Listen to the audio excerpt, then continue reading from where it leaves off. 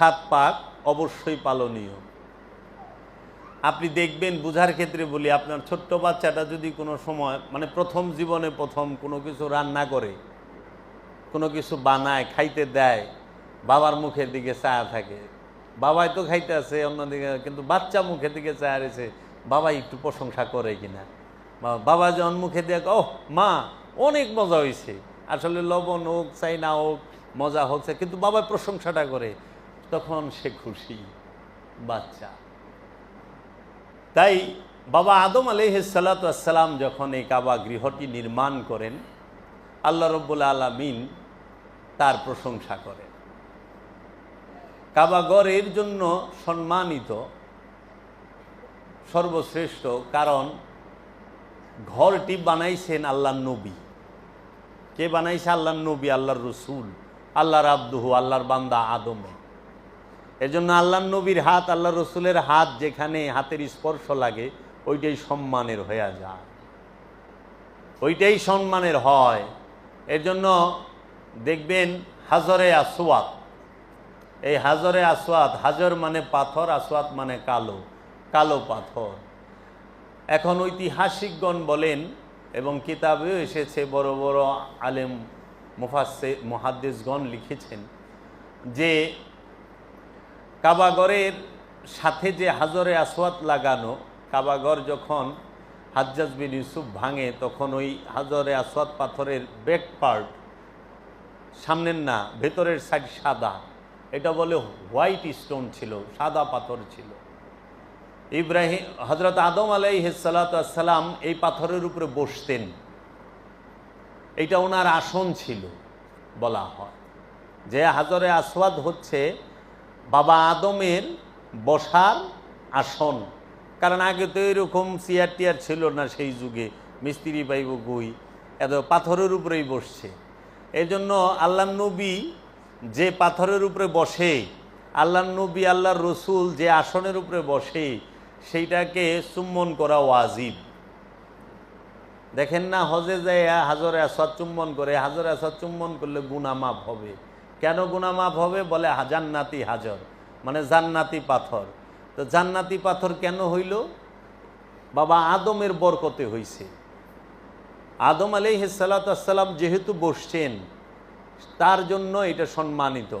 অন্য দুনিয়ায় অনেক পাথর আছে, জান্নাতে অনেক পাথর আছে, সব পাথরে আদম আলাইহিসসালাম বসে নাই, আল্লাহর নবী আল্লাহর রসুল আল্লাহর বান্দা বসে নাই। আল্লাহর বান্দা যে আসনে বসে, সেটাকেই ভক্তি শ্রদ্ধা করে। তাই তো দেখবেন হাকিকতে আমরা যারা পীর মুরিদি, আমরা যারা মুর্শিদ মানি, অলি মানি, যে আমাদের মুর্শেদের আসন যেটা আমার মুর্শেদ বসে, সেইটাকে আমরা ভক্তি দেই, সালাম করি, শ্রদ্ধা করি, সম্মান করি, ইজ্জত করি, মাথায় তুলে রাখি, হেফাজত করি, কারণ এটা আমার মুর্শেদের আসন। তাই প্রথম কমপ্লিট ম্যান, পরিপূর্ণ মানব যিনি বাবা আদম, তাকে আপনারা তাহার আদম আলাইহিস সালামের বসার স্থান হাজরে আসওয়াদকে আপনারা আজও পর্যন্ত চুম্বন করতেছেন।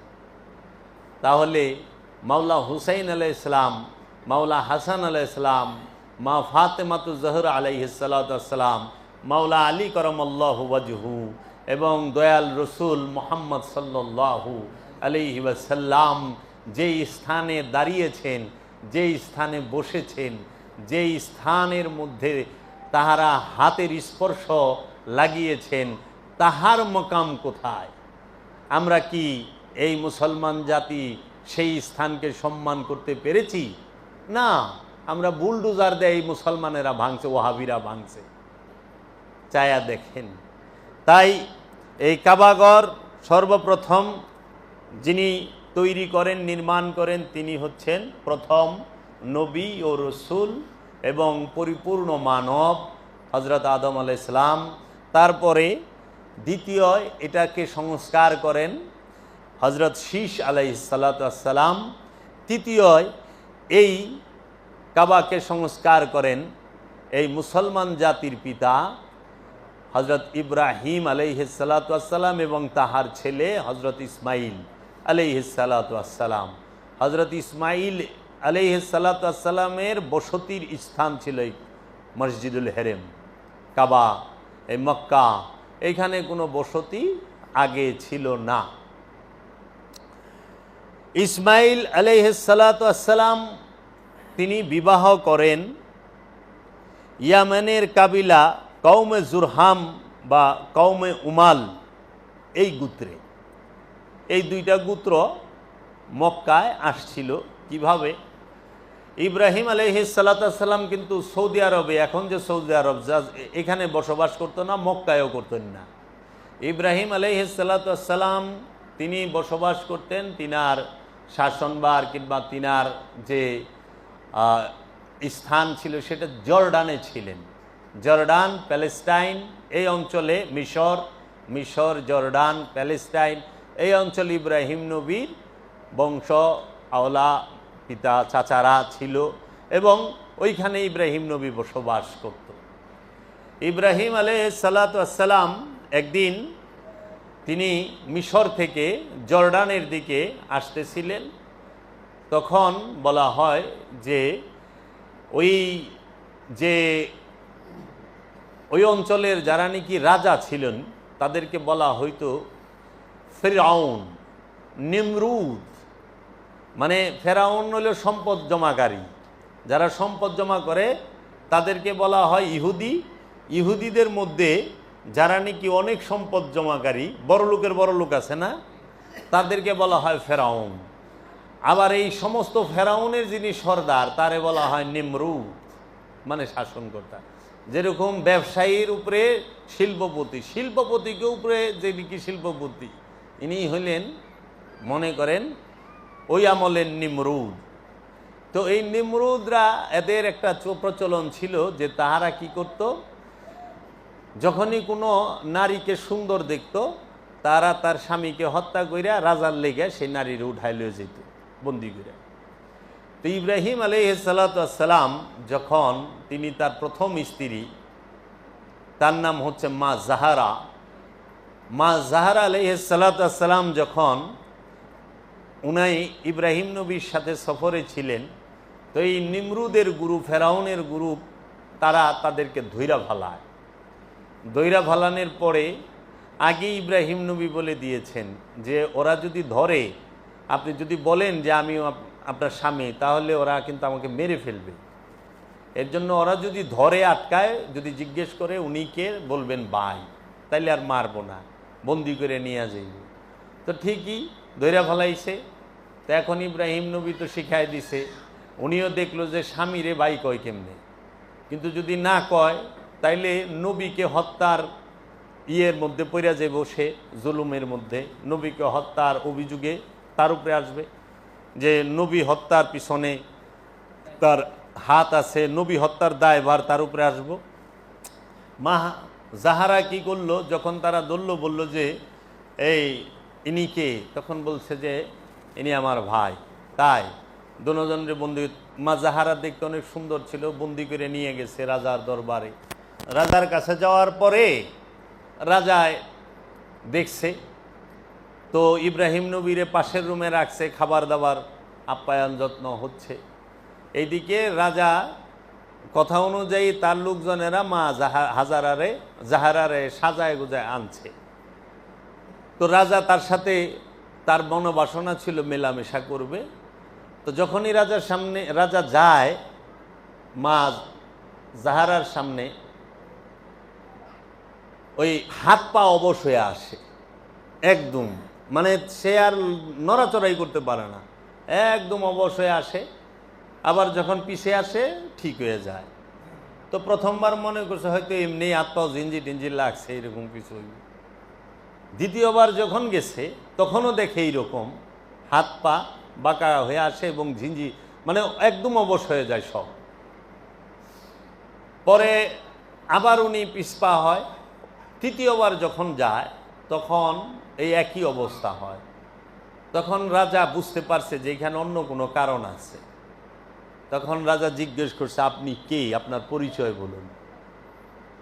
তখন মা জাহারা বলছেন, আমি তো ওই রকম কেউ না, কিন্তু আমার যে স্বামী তিনি নবী, তিনি রসুল। সে কোথায়, সে কে? বলে যে ওই যে আপনারা যারা ওই পাশে রাখছেন তিনিই আমার স্বামী। তো বলছে যে আপনি যে ভাই বললেন, কি বলবো আমি, জান তো বাঁচাইতে হবে।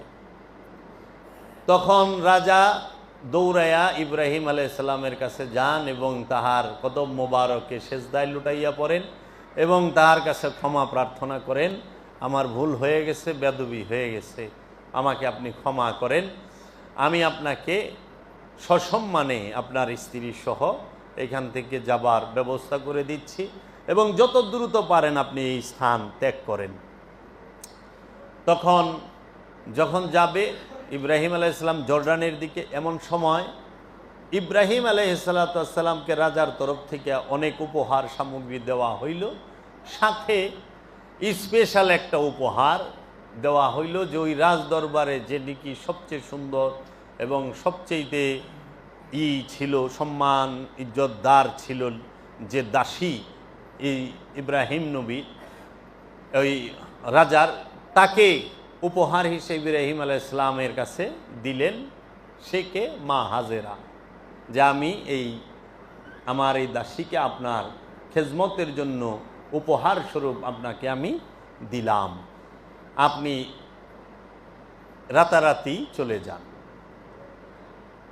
তখন ইব্রাহিম আলাইহিসসালাম তার স্ত্রী মা জাহারাকে নিয়ে এবং হযরত হাজেরাকে নিয়ে এবং তার যারা সঙ্গী ছিলেন তাদেরকে সাথে নিয়ে আসলেন জর্ডানে। তা ওই সময়ে ইব্রাহিম আলাইহিস সালামের কিন্তু কোনো সন্তানাদি হয় নাই, তখন বয়স খুব সম্ভবত 95 ইব্রাহিম আলাইহিস সালামের। পরে যখন জর্ডানে আসলেন, তার ফ্যামিলির সাথে থাকা শুরু করলেন ইব্রাহিম নবী, তো মা হাজেরাকেই মা জাহারা ইব্রাহিম নবীর সাথে বিয়ে শাদী দেন এবং ইব্রাহিম আলাইহিস সালামের ঘরে এই মা হাজেরার গর্ভে একটি সন্তান আসে, তার নাম ইসমাইল আলাইহিস সালাম। তো যখনই গর্ভে সন্তান আসে, ওইদিকে মা জাহারার কিন্তু সন্তান হয় না, বড় স্ত্রী, ছোট স্ত্রীর হয়েছে, উনি বিয়ে শাদী করাইছে। তো যাই হোক, আম্মা জান হয়তো একটু করছে, পছন্দ হয় নাই, যে কারণে ইব্রাহিম আলাইহিস সালাম কি করলেন, এই মা হাজেরাকে এই জর্ডান থেকে তিনি আইনা এই মক্কায়, যেখানে কোনো পানি নাই, কোনো বসতি নাই, ওই রকম কিছুই নাই, সেই স্থানে রেখে গেলেন, সেই স্থানে রেখে গেলেন। এখন এটা যদি চুলসেরা গবেষণা বিশ্লেষণ করি, তাহলে মক্কার সাথে তো অবশ্যই কোনো গভীর রহস্য আছে, যেটা ইব্রাহিম নবী জানতো, ইব্রাহিম নবী জানে সেইটা। তো যদি জানার লিগে জিজ্ঞেস করি যে আদম আলাইহিস সালাম কোথায় অবস্থান করতেন? তিনি তো মক্কায় অবস্থান করতেন, তাই না? আরাফা ময়দানে মা হাওয়ার সাথে আদম আলাইহিস সালামের সাথে দেখা হইল, সাক্ষাৎ হইল, তো মক্কাই তো বসবাস করত। তা আদম আলাইহিস সালামের রওজা মুবারক কোথায়? তার ছেলে শীশ আলাইহিস সালামের রওজা মুবারক কোথায়? কাবা মেরামত করলো অথচ তাদের পাওয়া গেল না, ঘটনা কি? তো মনে হয় কোনো গভীর যোগসূত্র আছে, যেটা নবী ইব্রাহিম আলাইহিস সালাম জানতেন, যার জন্য তারই সবচেয়ে আদরের যে আওলাদ, প্রথম আওলাদ হবে এত বয়সে, তাহলে মায়াটা কীরকম? এখনো ভূমিষ্ঠ হয় নাই, গর্ভে আছে, এই সন্তানকে তিনি কেমন আদর করে। এই ইসমাইল আলাইহিস সালাম যখন আসলেন এই ধরাধামে, মক্কা নগরীতে ইব্রাহিম নবী রাইখা গেলেন, মার ছেলেকে, কিছু নাই, কিছুই নাই। আদম নবীর সময় কিন্তু কাবা ঘরের সাথে জমজম কূপ ছিল না, জমজম কূপ কাবা শরীফে ছিল না আদম নবীর সময়, শীষ নবীর সময় ছিল না। ইব্রাহিম আলাইহিস সালাম কখন কাবা মেরামত করলেন, সংস্কার করলেন, এটাও তো জানতে হইব। তো ইব্রাহিম আলাইহিসসালাম কাবাগর সংস্কারে যখন করবেন তার পূর্বে মা হাজেরারে রাখলেন, সেইখানে পানি নাই, কিছু খাবার দিয়ে এইখানে রাইখা ইব্রাহিম নবী চলে গেলেন জর্ডানে।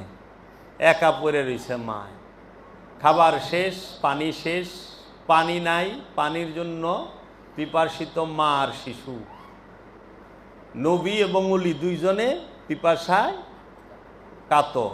তো এমন সময় মা পানি খুঁজতেছে। তো পানি পাওয়ার একটা সিস্টেম হলে যেখানেই পানি থাকবে ওই পানির উপরে ওই পানিকে কেন্দ্র করে পাখিরা উড়ে, এবং উঁচু স্থানে গেলে নিচে দেখা যায়। তো মা হাজেরা পানির জন্য ছটফট করতেছে, নিজেও পিপাসিত, নিজের যেহেতু পিপাসিত, তা বুকে তো দুধ নাই, বাচ্চা কি খাইব? শিশু বাচ্চা তার মগ বেড়ে পানি খায় না, শিশু বাচ্চা খায় মায়ের স্তনের দুধ, তাই না? কিন্তু মার তো পানি নাই, শিশুরও পানি নাই। তখন পানি খোঁজার জন্য মা হাজেরা কি করলেন? দৌড়াইলেন সাফা মারুয়া পাহাড়ের মধ্যে, যে দেখি ওই পাহাড়ের উপরে দাঁড়াইয়া দেখা যায় কিনা আশেপাশে কোনো পানি আছে কিনা। আবার এলাকাটাও এখন যেরকম 2024 সালতে ওই সময় মাইপেন না, কিচ্ছু আসিল না, কোনো বসতি ছিল না, কোনো মানুষজন ছিল না, কোনো ঘরবাড়ি ছিল না, ভয়ঙ্কর ধুধু মরুভূমি। সেখানে হিংস্র প্রাণী আছে, সেখানে বিষধর প্রাণী আছে, শিশু বাচ্চার শোয়াই ফেয়ে গেছে, যে যায় দেখা আহি। সাফা মারোয়া পাহাড় দৌড়াইছে, যখন ঢালে নামছে স্পিরিটে, যখন উপরে উঠছে আস্তে আস্তে বাচ্চার দিকে তাকায় যে না বাচ্চা সহি সালামত, গইরা দেখে পানি নাই। যখন গইরা আসছে এইখানটা ওই যে ইসমাইল নবী যে ফ্যামিলিতে বিবাহ করেছেন, যে দুইটা কাবিলা ছিল ইয়ের মধ্যে, সেই কাবিলা জুরহাম এবং আরেকটা হইল কাবিলা জুরহামের আমলে জমজমের পানি দিয়ে, এই কাবিলায় জুরহাম তাহারা এবং কাবিলায় উমাল, কৌমে জুরহাম, তারা ওইখান দিয়ে এই যে ছাগল, ভেড়া, ওই দুম্বা, উট এগুলো চড়াইতো। তো তারা ওই অঞ্চলের সব জানে যে কোনাখানে পানি নাই। তো একদিন করছে কি, যাইয়া দেখে যে ওই মা হাজেরা যখন ঘুরে আসছে, আইসা দেখে কি ছেলের পায়ের সামনে লাথিতে পায়ের গোড়ালির ওইখানে পানির ফোয়ারার মতো উঠছে, পানি উঠতাছে, একদম বলকায় এরকম পানি উঠতাছে ফোয়ারার মতো। তো ওইখান থেকেই পানি পান করছে, এবং তিনিও মা হাজেরাও জানতেন যেটা খোদার কুদরত। তো ওই যে কাবিলায় জুরহাম আর কৌমে উমাল, এই গোত্রের লোকেরা যে উট চড়াইতো, দুম্বা চড়াইতো, তাহারা তাদের উট হারাই গেছিল। খুঁজতে খুঁজতে কাবাগরের সামনে আইসে, আয় দেখেন পানি, আরে এত পানি কে, এই জায়গায় তো পানি আসছিল না। দৌড়াইয়া গেছে তাদের সর্দারের কাছে যে ওই মক্কার ওইখানে পানি আছে, পানি দেখা যাচ্ছে। কোরআনে বর্ণিত 25 জন নবী কথা এসেছে, তার মধ্যে আমরা মহানবীকে আরবি ভাষায় বলতে শুনি, অন্য অন্য নবীর বেলায় আমরা আরবি ভাষা শুনি না, আমরা অন্য অন্য ভাষা শুনি। তাই মা হাজেরার ভাষা ছিল হিব্রু, ইব্রাহিম নবী হিব্রু ভাষায় কথা বলতেন। তো ইব্রাহিম আলাইহিস সালামের স্ত্রী মা হাজেরা, তিনি তখন ওই কূপেরে বলছে, পানি যেখান থেকে উঠতেছে তাকে বলছে জম জম, জম জম মানে হচ্ছে থামো থামো। হিব্রুতে থামারে বলা হয় জম, দুইবার যখন বলছে থামো থামো, নাম হয়েছে জম জম। এই যে জম জম কূপের পানি আমরা খাই, থামো থামো কূপের পানি, তখন পানি থামে। এইখানটা ওই যে যারা গেছে দেখা তারা আসছে যে আমরা এখানে বসতি করব, আমরা এখানে থাকবো, এখানে তো কেউ না, আপনি আছেন, তা আপনি যদি পারমিশন দেন আমরা আপনার এইখানে থাকতে পারি। হ্যাঁ, আপনি যদি আমাকে থাকতে দেন আমরা আপনার 10টা ছাগল উপহার দেব। তখন মা হাজেরা বলছে যে হ্যাঁ থাকতে দিতে পারি, এক শর্তে, সেটা হইল পানির উপরে কবজা, পানির উপরে নিয়ন্ত্রণ আমাদের থাকবে, আমাদের থাকবে, এখানে তোমরা নিয়ন্ত্রণ নিতে পারবা না। ঠিক আছে, মঞ্জুর। এই যে 10 ছাগল যে দিল, ইসমাইল নবী হইল, মা হাজেরা সেই ছাগলের দুধ থেকে তার জীবন এবং তাদের খাবারের প্রয়োজনীয়তাটা তারা এখান থেকে পূরণ করে। এই ছাগলগুলো বাইন্দা রাখতো এই হাতিমের এইখানে, বুঝছেন? কাবাগরের যে হাতিমের স্থান, এখানে ইসমাইল আলাইহিস সালাম এবং মা হাজেরার ছাগল বাইন্দা রাখতো। হ্যাঁ, তো এখন এই কাবাঘর যখন ইসমাইল আলাইহিস সালামের বয়স একটু বাড়তে শুরু করলো, একটু বড় হইলেন, তখন ইব্রাহিম আলাইহিস সালাম দেখতে আসলেন। আয়েশা তাকে সাথে নিয়ে কাবাঘর সংস্কার করলেন, মানে দেয়াল উঁচা করলেন। কাবাঘরের আগে দেয়াল ছোট ছিল, নিচু ছিল, সেটাকে আরো উঁচা করলেন। তো এই কাবাঘর ইব্রাহিম আলাইহিস সালাম এবং ইসমাইল আলাইহিস সালাম সংস্কার করেন।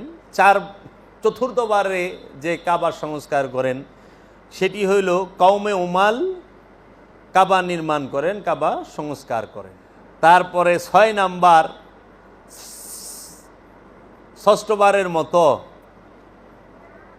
কাবাঘর যিনি সংস্কার করেন, এবং কাবাঘরের কিন্তু আগে ছাদ ছিল না, কাবাঘরের ছাদ ছিল না। আদম নবীর সময় কাবার ছাদ ছিল না, ইব্রাহিম নবীর সময় কাবার ছাদ ছিল না, তারপরে কওমে উমালের বেলায়ও কাবার ছাদ ছিল না, শীষ নবীর বেলায়ও ছিল না, এবং কাবিলা জুরহামের বেলায়ও ছিল না। তাহলে কাবাঘরের ছাদ সর্বপ্রথম কে দেয়? সেটি হইল কুসাই বিন কেলাব, যিনি ছিলেন রসুলের বড় বাবার দাদা। রসুলের দাদা আব্দুল মুত্তালিব, তার পিতা, এবং পিতার যে দাদা, মানে আল্লাহর রসুলের বাবা আব্দুল্লাহ আলাইহিস সালাম, আব্দুল মুত্তালিব, এবং এইখানে বলা হয় যে এই মহানবীর যে বড় বাবা আব্দে মনাফ, তারপরে কুসাই বিন কালাব, এই যে কুসাই, তারপরে হলো এই কুসাই বিন ক্লাব, তিনি হচ্ছেন রাসূল সাল্লাল্লাহু আলাইহি সাল্লামের যিনি বড় বাবা, তার দাদা। তিনি প্রথমবার কাবার ছাদ বানায় বড়ই গাছ আছে না, বড়ই গাছের কাঠ দিয়া, বড়ই গাছের ডালি দিয়া, কাণ্ড দিয়া, এবং খেজুর গাছের লাকড়ি দিয়া, বড়ইয়ের লাকড়ি এবং খেজুরের লাকড়ি দিয়া, বুঝছেন? কাবার ছাদ প্রথম বানায়। সপ্তমবার কাবা মেরামত হয়।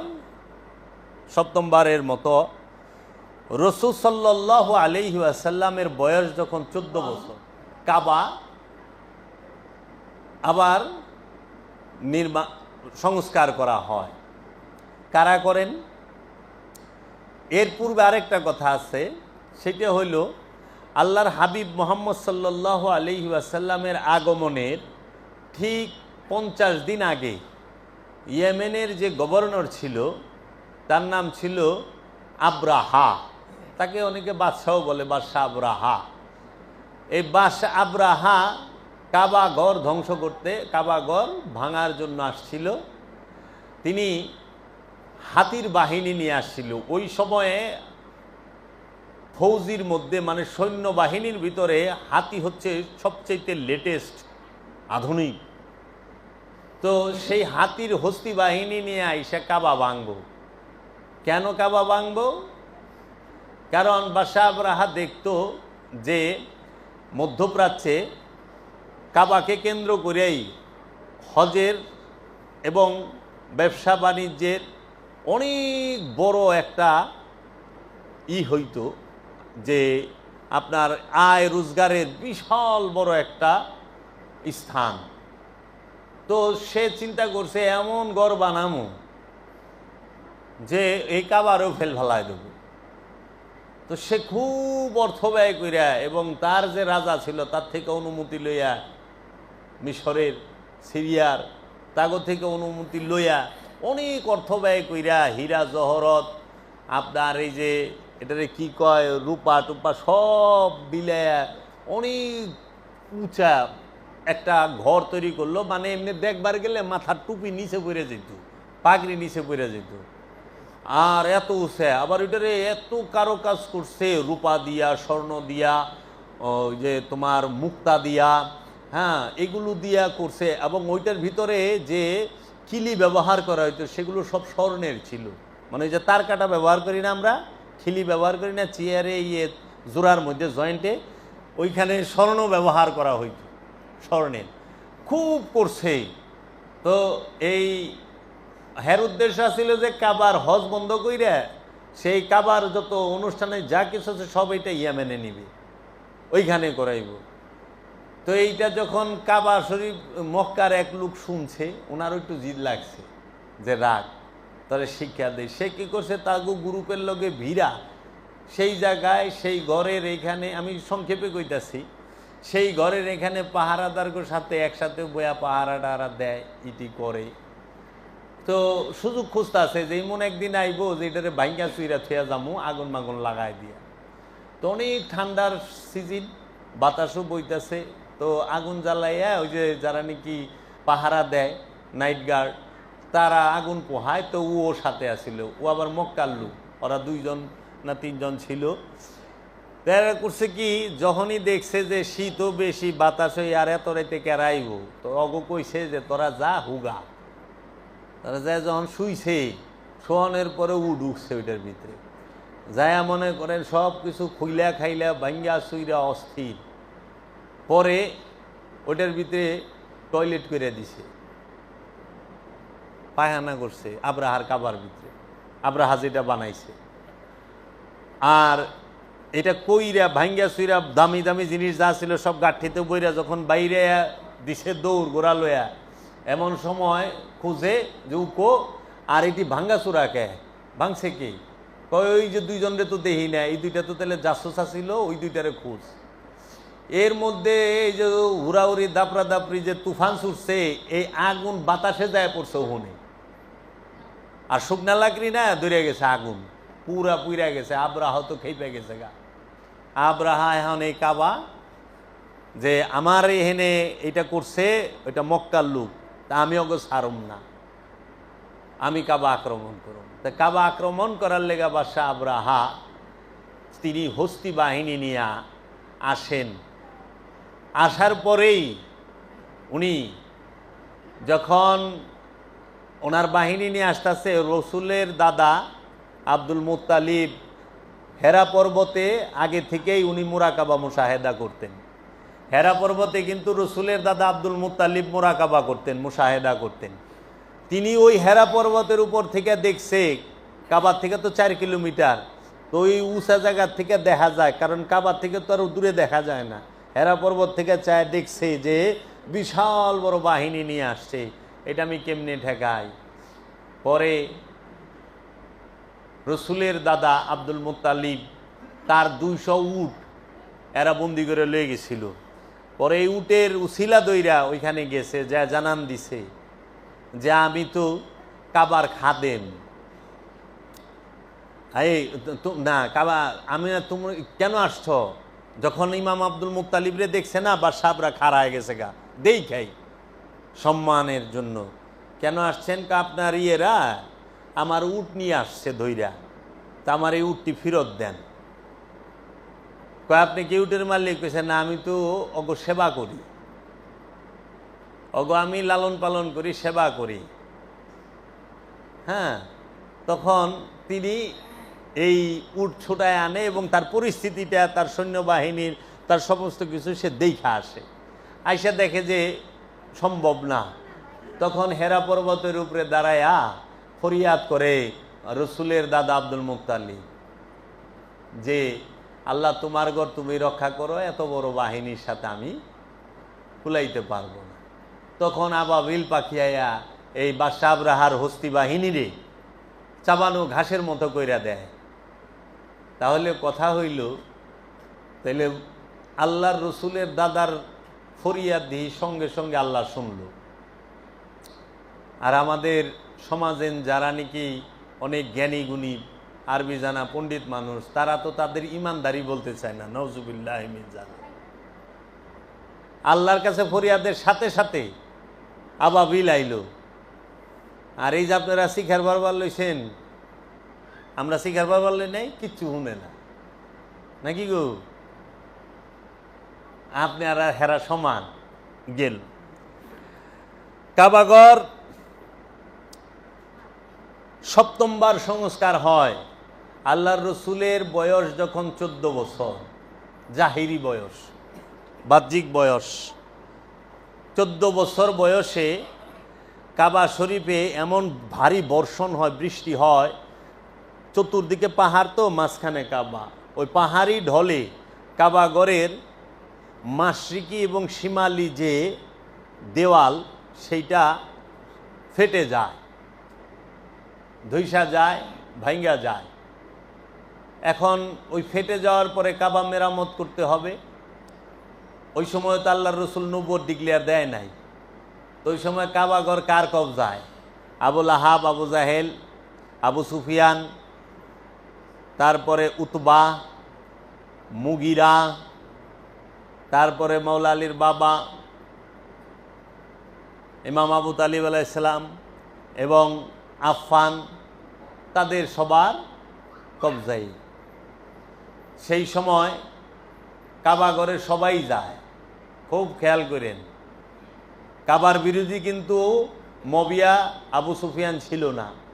কাবার বিরোধী কিন্তু সায়েবা, উকবা, মারওয়ান এরা ছিল না। কাবার বিরোধী কিন্তু এই ওয়ালিদ বিন উতবা, তারপরে আপনার খালিদ বিন ওয়ালিদ, মুগিরা, আবুল আহাব, আবু জাহেল, এরা কেউই ছিল না। বাইদিকে বয়, এরা কেউই ছিল না। ছিল কে? কাবার বিরোধিতা ছিল না, তারা রসুলের বিরোধিতা করছে, কাবার বিরোধিতা করে নাই। কেন কাবার বিরোধিতা করে নাই? অবশ্যই তো কোনো না কোনো কারণ আছে। কাবা শরীফ কেন এত সম্মানিত, তারও কারণ আছে। আল্লাহর হাবিবের বয়স 14। সেই সময় কাবায় যে বৃষ্টি হয়, ভারী বর্ষণে দেয়াল ফেটে যায়, তখন কাবা সংস্কার করব, অর্থ সংগ্রহ করলো।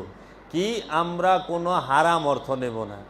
আরে যাগো আপনারা কোন ইমানই নাই, হ্যাঁ গো অর্থ আবার হালাল হয় কেমনে নাকি গো? ওনারা কোনো হারামের অর্থ দিয়ে কাবা সংস্কার করব না। যাই হোক, তারা চাঁদা ধরছে। ওই সময়কার যারা ছিলেন সবাই চাঁদা ধরার পরে কাবাগর নির্মাণ করবে। ওই সময় কাবা ছিল এই হাতিম সহ, এই হাতিম, এটাকে হাতিম বলা হয়। এই হাতিম পর্যন্ত কাবাগর ছিল অনেক বড়। এই হাতিম পর্যন্ত কাবাগর ছিল। এখন এই কাবার দেয়াল ফাটছে কে ভাঙবো? কারণ আল্লাহর রসুলের আবির্ভাবের 50 দিন আগে যে মোজেজা, যে জালালি দেখছে, এখন ওই কাবার দিকে চাইতেও তো ডরায়। জানি দেয়াল না ভাঙলে কিভাবে দেয়াল মেরামত করব। তখন জিদ্দার বন্দর থেকে পাথর সংগ্রহ করা হইল। যে পাথরগুলো আপনার ওই জাহাজে এসে বাড়ি লাগছে, ফাইটে গেছে, এরকম পাথর ক্রয় করা হইল। সংগ্রহ করে জিদ্দার থেকে মক্কায় আনা হয়। এনে যখন তারা কাবা মেরামত করবে, ওই দেয়ালকে ভাঙবো, কেউ সাহস পায় না। তখন খালিদ বিন ওয়ালিদের পিতা মুগিরা, তিনি বললেন, হে রব্বে কাবা, আমি তো শহীদ করতেছি কাবার দেয়াল সংস্কারের জন্য, মেরামতের জন্য, ধ্বংসের জন্য না। আমাকে ক্ষমা করেন, আমি এই কাজে হাত দিলাম, এটা আমার খালেস নিয়ম। তখন তিনি এই দেয়াল ভাঙেন, ভাঙ্গা নতুন করে এই সংস্কার করেন। সংস্কার করার সময় তখন পুরো কাবাগর করার মতো অর্থ এবং সম্পদ ছিল না, তাদের কাছে ম্যাটেরিয়াল ছিল না এবং অর্থের সংকট ছিল। তখন তারা কি করে, এটা শরীয়তি বলে, আমি যা মেজাজি সেটা বলতাছি। তখন এই হাতিম বের করে দিয়ে এই পর্যন্ত আনে। হাতিমটা বাহিরে থাকে। আগে কাবা ঘর ছিল হাতিম সহ ভিতরে। তা হাতিম সহ যখন ভিতরে থাকে তাহলে সেখানে বলা হচ্ছে হজরত ইসমাইল আলাইহিস সালাতু ওয়াস সালাম এবং মা হাজেরার রওজা মুবারক। এইটা আবার যেন তেন লোকে বলেন নাই, কিতাবের নাম তারিকে মক্কা। এই কিতাবের লেখক হজরত হাসান বসরি, মাওলা আলীর খলিফা হাসান বসরি, তিনি সাহাবি এবং তাবেঈন। হ্যাঁ, যেই সেই না, উনি লিখা দিয়েছে উনার তারিকে মক্কা কিতাবের মধ্যে যে এই হাতিমে কাবার ভিতরে হাজারে ইসমাইল এবং হাজারে হাজেরা, হজরত ইসমাইল আলাইহিস সালাম এবং মা হাজেরার রওজা মুবারক, এর জন্য এই স্থানে এত সম্মানিত কেন? কারণ ইহুদি মানে মুসা নবী, ঈসা নবী এবং মুহাম্মদ সাল্লাল্লাহু আলাইহি ওয়াসাল্লাম, এই তিনজনই ইব্রাহিম নবী এবং ইসমাইল নবীর ঘর থেকে আসছে। এই তিনজনই ইসমাইল নবীর বংশধর, তাইলে ইসমাইল নবীর মিল্লাত, তাহলে এটা তো জাতি মানে সব নবীদের সম্মানের জায়গা। আপনি সবার বড় বাবা, সবার বাবা এবং সবার দাদা, সব নবীদের দাদা বাবা। এখানে আর একটু জেনে রাখা ভালো, কোরআনে বর্ণিত 25 জন নবী, 25 জন নবীর মধ্যে 18 জন নবী আসছে ইব্রাহিম নবীর ঘর থেকে, ইব্রাহিম নবী সহ। আর 7 জন নবী আসছে ইব্রাহিম নবীর পূর্বে, আদম আলাইহিসসালাম, শীষ আলাইহিসসালাম, তারপরে নূহ আলাইহিসসালাম, ইদ্রিস আলাইহিসসালাম এবং হজরত সালেহ আলাইহিসসালাম এবং হজরত ইউনুস আলাইহিসসালাম এবং হজরত আপনার সালে আদার সামুদ জাতি লুত, হজরত লুত আলাইহিসসালাম, এই 7 জন ইব্রাহিম নবীর আগে। আর বাকি 18 জন নবী ইব্রাহিম নবীর গড় থেকে, বুঝছেন? তো এই কাবা যখন হাতিম থেকে বের করে, হাতিম যখন বের হয় কাবা থেকে, এইটা হইল অর্থনৈতিক সংকটের কারণে হয়েছে, কিন্তু এইটা কাবার ভিতরেই রাখছে এইভাবে ইউ দিয়ে। হাদিসে আছে যে একদিন মা আয়েশা রাদিয়াল্লাহু তাআলা আনহু বললেন, আম্মা জান, যে আমি কাবা ঘরের ভিতরে প্রবেশ করব। আল্লাহর রসুল হাত দুইটা ধইরা নিয়ে হাতিমের দাঁড় করায় দিলেন, তুমি এইখানে দাঁড়াও, এইটাই কাবার ঘরের ভেতরের অংশ, এই যে এইখানে, এটা কাবা ঘরের ভেতরের অংশ। এই হাতিমে যদি কেউ দাঁড়াইতে পারে, সে কাবা শরীফের ভিতরেই, কাবা ঘরের ভিতরেই দাঁড়াইছে। তাহলে আমরা জানলাম যে কাবা ঘরের প্রথম ছাদ দেয় কে? আল্লাহর রসুলের যিনি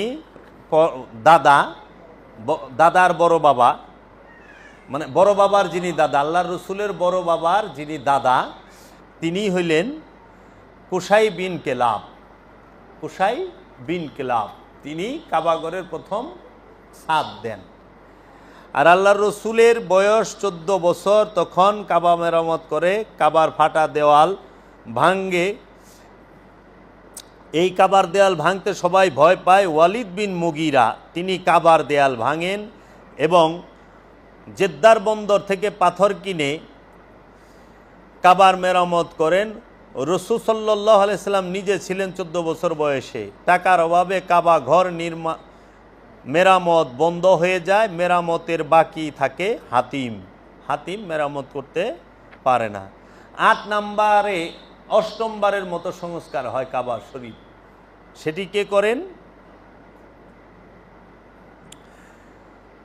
আল্লাহর হাবিবের ওফাতের পরে, হজরত আবু বকরের ওফাতের পরে, হজরত উমরের শহীদের পরে, হজরত উসমানের শাহাদাতের পরে, মাওলা আলীর শাহাদাতের পরে, মাওলা হাসান হুসাইনের শাহাদাতের পরে, আমির মবিয়ার ইন্তেকালের পরে, হ্যাঁ, ইয়াজিদ যখন কাবা আক্রমণ করেন, কাবা ঘর, ইয়াজিদ কাবা ঘর আক্রমণ করে,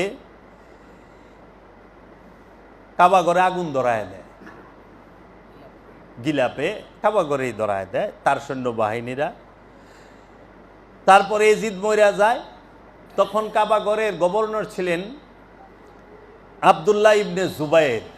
আবদুল্লাহ ইবনে জুবায়ের কে ছিলেন? তিনি ছিলেন হজরত আবু বকর সিদ্দিক রাদিয়াল্লাহু তাআলা আনহুর বড় মেয়ে হজরত আসমা বিনতে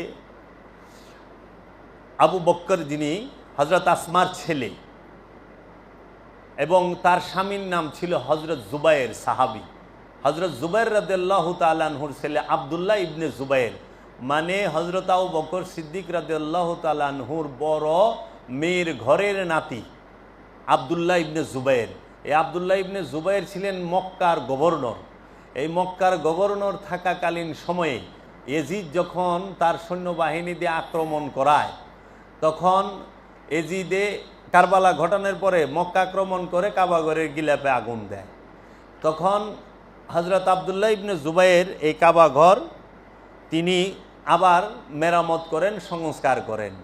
তখন আবদুল্লাহ ইবনে জুবায়ের কি করেন, কাবা সংস্কারের সময় এই মসজিদুল হেরেমের যে হাতিম না, এই হাতিমের অংশ ভিতরে নিয়ে আনে কাবা ঘরে।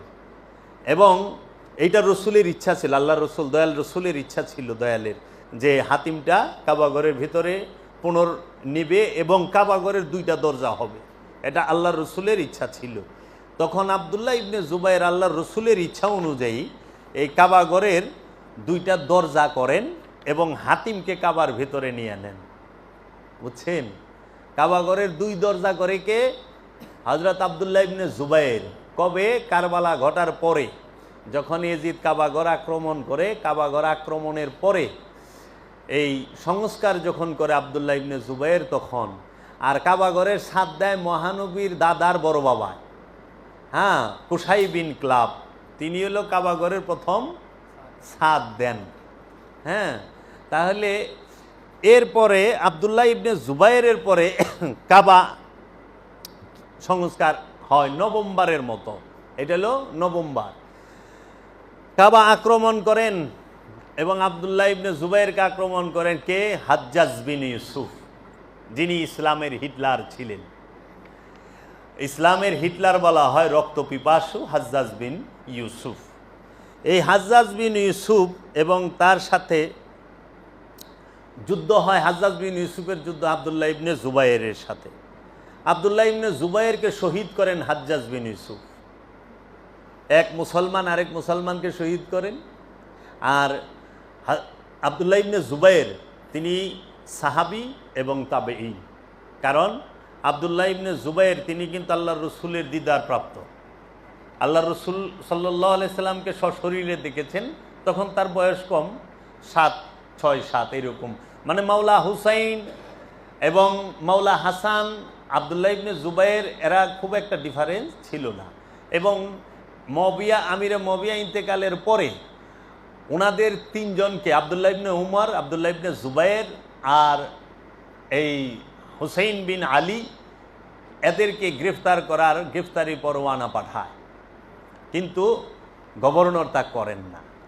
তো এখন এই আবদুল্লাহ ইবনে জুবায়েরকে শহীদ করেন হাজ্জাজ বিন ইউসুফ।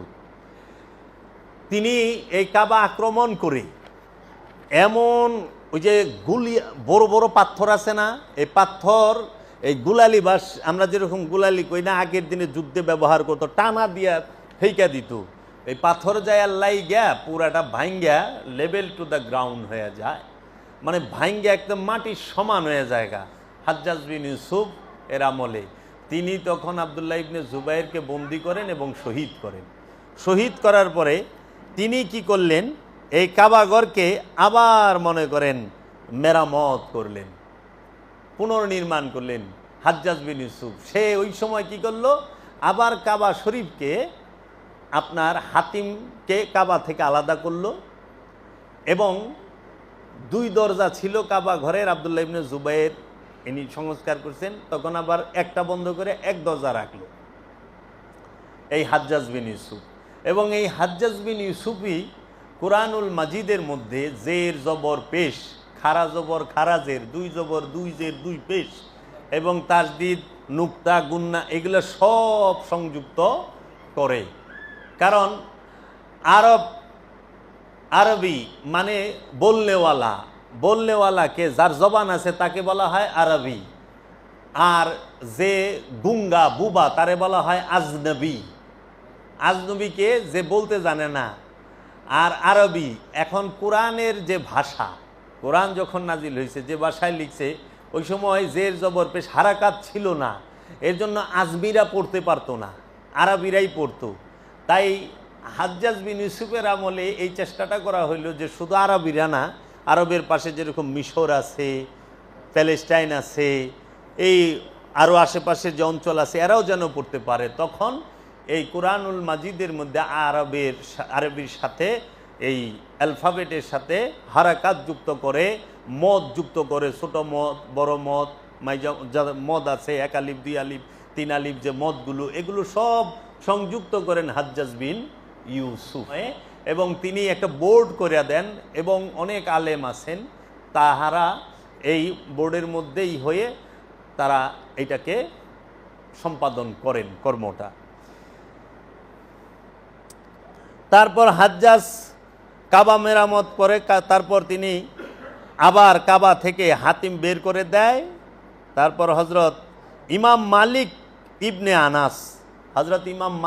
ইবনে আনাস বলেন, উনি ফতোয়া জারি করেন যে কাবার নকশা এবং তামির মানে মেরামত আর বদল করা যাবে না, নিষিদ্ধ। ইমাম মালিক ইবনে আনাস তিনি এই ফতোয়া জারি করেন। 10বার 960 হিজরিতে বাদশাহ সুলেমান কাবার ছাদ বদল করে দেয়। তিনি আগে ওই যে লাকড়ির ছিল না, সেইটাকে তিনি মেরামত করে তিনি দেন, আর একটু উন্নত করেন স্ল্যাবের মতো। তারপরে 11 বার মানে 11তম সংস্কার 1039 হিজরিতে বৃষ্টির পানিতে 1039 হিজরিতে বৃষ্টিতে পানি দেওয়ালের উপর এসে পড়ে এবং পূর্ব ও দক্ষিণ দেয়াল ফেটে ভেঙে যায়। সুলতান মুরাদ শাহর আমলে তিনি এইটাকে মেরামত করেন।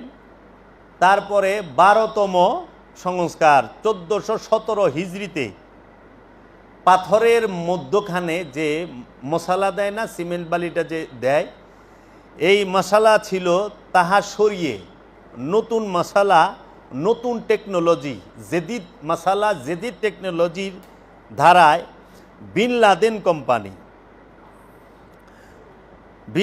কোম্পানি যে আরবের বিন লাদেন কোম্পানি সেটাকে সংস্কার করেন এবং ওইটার ভিতরে দেন। এবং কাবা ঘরের যে পাথর দিয়া তৈরি সেটার যে একটু ছিল, বাড়তি অংশ ছিল, সেটুকু কেটে সমান করেন কাবা ঘর। হ্যাঁ, তারপরে এই সংস্কারের কাজে বিন লাদেন কোম্পানি অগ্রণী ভূমিকা রাখেন এবং সেটা হয়। তারপরে কাবা শরীফে, পবিত্র কাবা ঘরে উপহার দেওয়ার রীতি ছিল। হ্যাঁ, উপহার দিত কাবা ঘরে উপহারকে দিয়েছেন ইমাম আব্দুল মুত্তালিব। তিনি সোনার হরিণ পাওয়ার পর কাবার নজর করেছেন 2টি সোনার হরিণ। হেরান কয় ওই যে যুদ্ধে জয়লাভ করে না, মানে বাদশাহ আবরাহা যখন আইছিল প্রচুর মাল লই আইছিল, যখন আবাবিল পাখি লুরানি খাইছে না, জিনিসপত্র থুইয়া সব ফালায় থুইয়া সব থুইয়া তো গেছে গা। তো ওই মাল 3 জনে নেয়। একজন হলো মহানবীর দাদা আব্দুল মুত্তালিব, আরেকজন হইল হজরত উসমানের বাবা হজরত আফফান, হ্যাঁ, আরেকজন হইল এই যে আব্দুর রহমান ইবনে আউফ, এই আবদুল্লাহ ইবনে মাসুদ খুব সম্ভবত। এই 3 জনে যখন এই মাল পায়, ওইখান থেকে উসমান রাদিয়াল্লাহু তাআলা আনহুর বাবা ধনী, বুঝছেন, ওই মালের থেকেই। এবং উট তো পাইছে, দুম্বা পাইছে, হাতি পাইছে, সবই তো পাইছে, স্বর্ণ পাইছে। তো মহানবীর দাদা কাবা ঘরে এই স্বর্ণের হরিণ দেন। ওমর রাদিয়াল্লাহু তাআলা আনহু যুদ্ধে ফতে মাদাইনের যে যুদ্ধ হয়েছে, সেইখানে যুদ্ধে বহুত স্বর্ণ জয়লাভ করেন। তার থেকে 2টি সোনার চাঁদ এই কাবা ঘরে তিনি দেন, নজর করেন, নজরানা দেন। ওই চাঁদ দুইটা কাবা ঘরে ঝোলায় রাখে স্বর্ণের। তারপরে আব্দুল মালিক বিন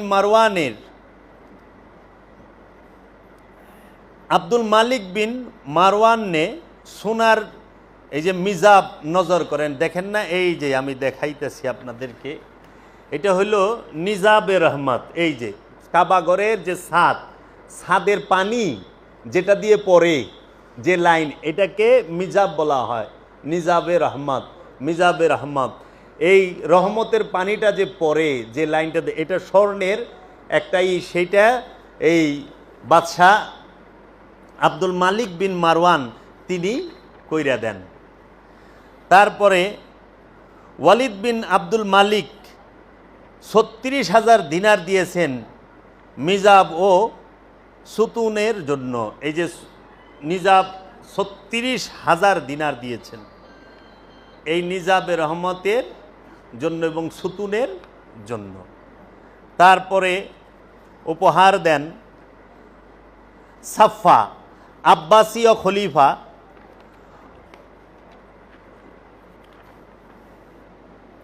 জুমুররুদ দিয়া বানানো পেয়ালা, তারপরে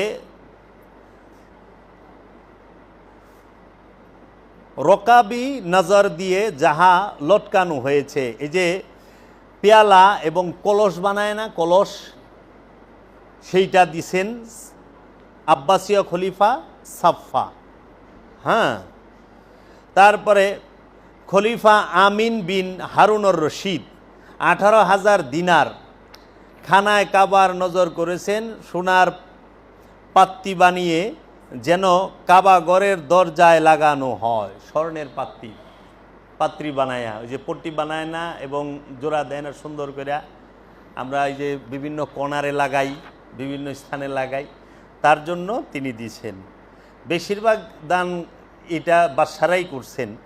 খলিফা মামুনুর রশিদ তিনি একটি সোনার বড় শিকলে বড় রকমের ইয়াকুত কার নজর করেছেন, বড় রকমের ইয়াকুত।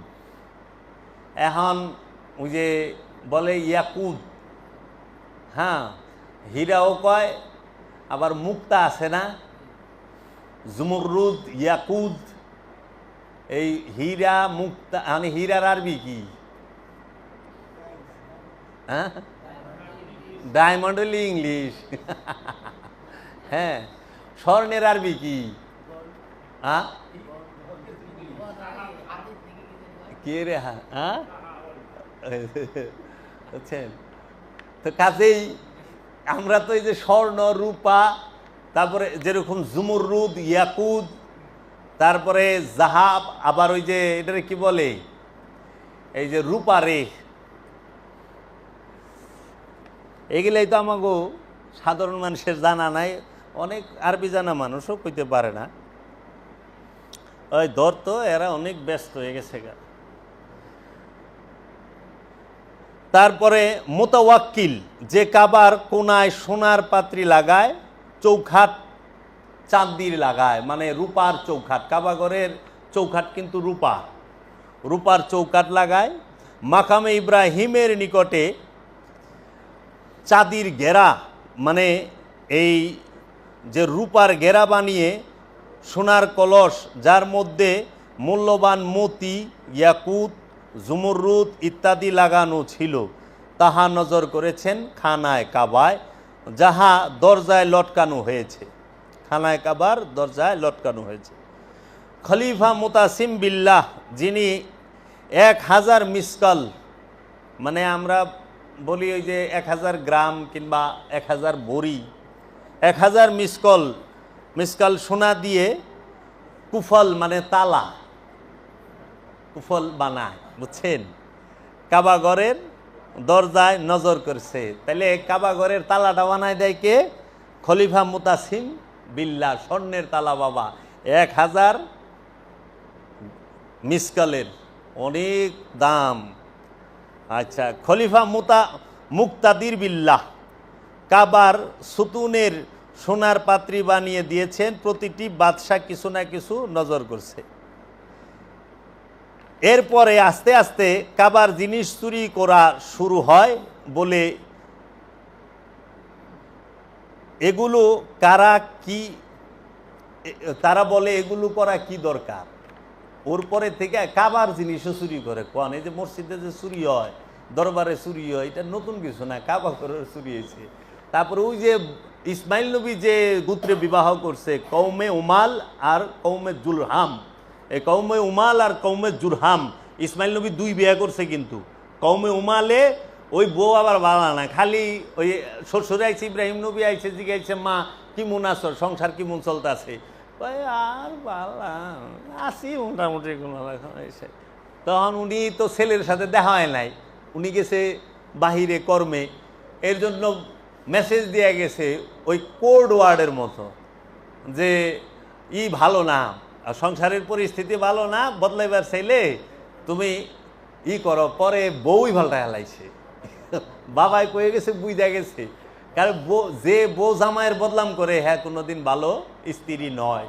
স্বামী শত অভাবে থাকো, শত অনটনে থাকো, কিন্তু স্বামীর দুর্নাম যে করে সেই স্ত্রী কখনো ভালো হয় না। এর জন্য ইব্রাহিম নবী কয়েছে বউই ভালটা হেলা। হ্যাঁ, আচ্ছা, কাবাগরের দরজা কে লাগায়? আপনারা তো কাবাগরের দরজা যে কাবা শরীফের, এটা কিন্তু অনেক দামি বাবা। কাবা শরীফের দরজা যিনি লাগান 1979 সালে বাদশাহ খালিদ, 1979 সালে বাদশাহ খালিদ 280 কিলো থেকে 300 কিলো স্বর্ণ দিয়ে বাইতুল মসজিদুল হেরেমের তথা কাবা ঘরের দরজা তৈরি করে দেন। 280 থেকে 300 কিলো স্বর্ণ দিয়ে 1979 সালে আপনার বাদশাহ খালিদ এই দরজা বানায়া দেয়।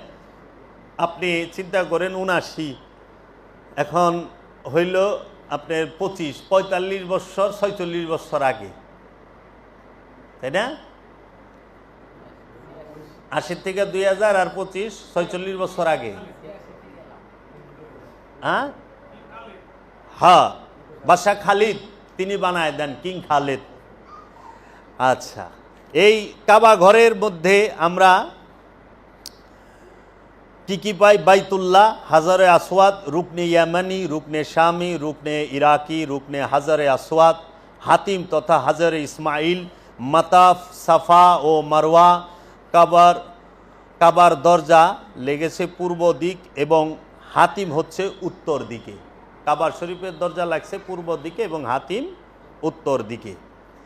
এখন হাতিম এটা হচ্ছে হাজারে ইসমাইল, হজরত ইসমাইল আলাইহিস সালাতু ওয়াস সালাম এবং মা হাজেরার রওজা, মাজার, কবর, এইটা হচ্ছে হাতিমের ভেতরে। দলিল তারিখে মক্কা কিতাবের নাম, লেখক হজরত হাসান বসরি। অধ্যায় আর পৃষ্ঠা নাম্বারটা নিজের ভিতরে রাখলাম, কারণ ধরে তো রাখান লাগবো কিছু, নাহলে তো আবার হেরা বড় ইয়ে যাবো, এইটার কয়ে পারবো না। ওইটা আমি তারই পৃষ্ঠা অন্য আলোচনা করে দেবো, এটা একটা ইয়ে থাক। হ্যাঁ, পরে হাজারে আসওয়াদ, এটা হচ্ছে কাবা ঘরের পূর্ব ও দক্ষিণ কর্নারে, রুকনে ইয়ামানি পশ্চিম ও দক্ষিণ কর্নারে, রুকনে শামি উত্তর পশ্চিম কর্নারে, রুকনে ইরাকি উত্তর পূর্ব কর্নারকে বলা হয়। মিজাবে রহমত উত্তরে হাতিমের কাছে উপরে। কাবাগরের ছাদের পানি যে লাইন দিয়ে হাতিমে পড়ে সেটাকে বলা হয় মিজাবে রহমত। মিজাবে রহমত, এই পানি পাওয়ার জন্য সবাই চাতক পাখির মতো চায়া থাকে। হ্যাঁ, তারপরে মাকামে ইব্রাহিম, কাবা ঘরের দরজার পূর্ব দিকে মাকামে ইব্রাহিম। মাকাম মানে রাজ্য, ইব্রাহিম আলাইহিস সালামের রাজ্যকে বলা হয় মাকামে ইব্রাহিম। এই মাকামে ইব্রাহিমের কথা আছে কোরআনে সূরা বাকারার 125 নম্বর আয়াতে, ওয়াত্তাখিজু মিন মাকামে ইব্রাহিম মুসাল্লা। তোমরা মাকামে ইব্রাহিম থেকে মুসল্লা গ্রহণ করো, নামাজের স্থান। ইব্রাহিমের রাজ্য হইতে সলাতের স্থান গ্রহণ করো। এখন এইটা আমানুদেরকে বলছে, মানুষদেরকে বলছে, তাইলে আমার তো টাকা নাই, আপনার তো টাকা নাই, আপনি কেমন থেকে সলাতের স্থান গ্রহণ করবেন? ওইটা তো সার্বজনীন হইল না, একটা জাতের হইল, তাই না? তাইলে এটা কিন্তু বলে নাই কদম ইব্রাহিম কিংবা সূরায়ে কদম ইব্রাহিম। ওইখানে ইব্রাহিম আলাইহিস সালামের কদম মুবারকের ছাপ আছে এবং ওইটার সূরা মানে আমরা ছবিও দেখি। তো সেই কদমের কথা বলে নেন, মাকামের কথা বলছে। মাকাম মানে রাজ্য। সেই মাকাম কারা? প্রত্যেকটা নবী রসুলই হচ্ছে ইব্রাহিম আলাইহিস সালামের মাকাম। প্রত্যেকটা ওলিয়ে কামেলি হচ্ছে ইব্রাহিম আলাইহিস সালাতু ওয়াস সালামের মাকাম। এই ইব্রাহিম আলাইহিস সালাতু ওয়াস সালামের মাকাম যারা, তারা ওলিয়ে কামেল। আর এই ওলিয়ে কামেল গো কাছে যখন মানুষ বায়াত গ্রহণ করে তখনই সে সলাতের মুসল্লা গ্রহণ করলো। এখন সেই ওলিয়ে কামেলকে তিনি ইমাম মাইনা তার সাথে আল্লাহ এবং আল্লাহর রসুলের সাথে সংযোগ যোগাযোগ প্রচেষ্টায় দাঁড়াবে সর্বক্ষণ সর্বসময়, বুঝছেন? তারপরে মাতাফ। মাতাফ হইল কাবার পুরো এলাকাকে বলা হয় মাতাফ। যেখানে তফ করে না, এই যে ঘুইরা দেখেন না, গোল হইয়া ঘুইরা করতেছে, এটাকে বলা হয় মাতাফ। আর কাবা ঘরের একদম এই যে এখানে যদি আমি আপনাদের দেখাই, হ্যাঁ আপনারা একটু ক্লিয়ার হবেন। আমি তো প্রিন্ট দিয়ে আনছি। এই যে দেখেন হাতিমের ছবি কত সুন্দর, একদমই স্পষ্ট হাতিমের ছবিটা। তারপরে আর্ট করাও আছে। এই কাবার চতুর এলাকা যে তোয়াফটা হয় এই হাতিমকে ঘিরে, এটাকে বলা হয় মাতাফ। এই দেখেন আপনার 100 বছর আগে কাবা শরীফের ছবি, এটা হলো পুরানা ছবি কাবা ঘরের। দেখছেন কত ঘর সামনে আসছিল। একটা ছবি দেখছি, একটা ভিডিও দেখছি আমি, আপনারা যদি ইউটিউবে লেখেন 1928 বিফোর মক্কা, তখন দেখবেন একদম ভিডিও আছে যে বন্দরে যা জাহাজ ভিড়ল, তারা নামলো, উঠে সরে যাইতেছে এবং পাকিস্তানের প্রেসিডেন্ট মোহাম্মদ আলী জিন্নাহ তিনিও তোয়াফ করতেছে, সেই তার ছবি সহ পাইবেন, তার স্ত্রী সহ। সেইখানে অনেক ঘর টর আছে, এগুলা ভাইঙ্গা টাইঙ্গা সব সমান করছে। এবং জমজম কূপ থেকে নিয়ে আপনার কাবা ঘর থেকে জমজম কূপ পর্যন্ত অসংখ্য নবীর মাজার আছে, অসংখ্য নবীর মাজার। এটা ঐতিহাসিক। তো যখন আপনি সত্য জানবেন তখন আপনার কাবার প্রতি সম্মান, ইজ্জত, মহব্বত আরও শতগুণে বাড়বে। এই যে দেখেন এইটা কাবা ঘরে তোয়াফ করে অ্যান্টি ক্লক, ঘড়ি যেরকম এমনি ঘুরে না, হ্যাঁ? আর কাবা ঘরে তোয়াফ করতে এইভাবে বাম থেকে শুরু হইব। কেন? এই যে হাকিকি কাবা তো হেনে, আদম কাবা হেন না, দিল এইটা জানি মেজাজি কাবার সাথে নিকটে থাকে। আর যদি ডাইনটা দেন, এটা দূরে, ডাইন পাশ কাছে হয়। এর জন্য বাম সাইড থেকে শুরু হয়, যেন আমার হৃদয়টা কাবার সাথে থাকে, কাবার নিকটে থাকে, একদম নিকটে। কারণ আমার হৃদয়কে মসজিদ বানাইতে হবে কাবার সংস্পর্শে যায়া। কাবাকে কেন্দ্র করে মসজিদ তৈরি হয়, কাবাঘরকে কেন্দ্র করে। এর জন্য অ্যান্টি ক্লক তোয়াফ শুরু হয় 7 বার ঘোরে।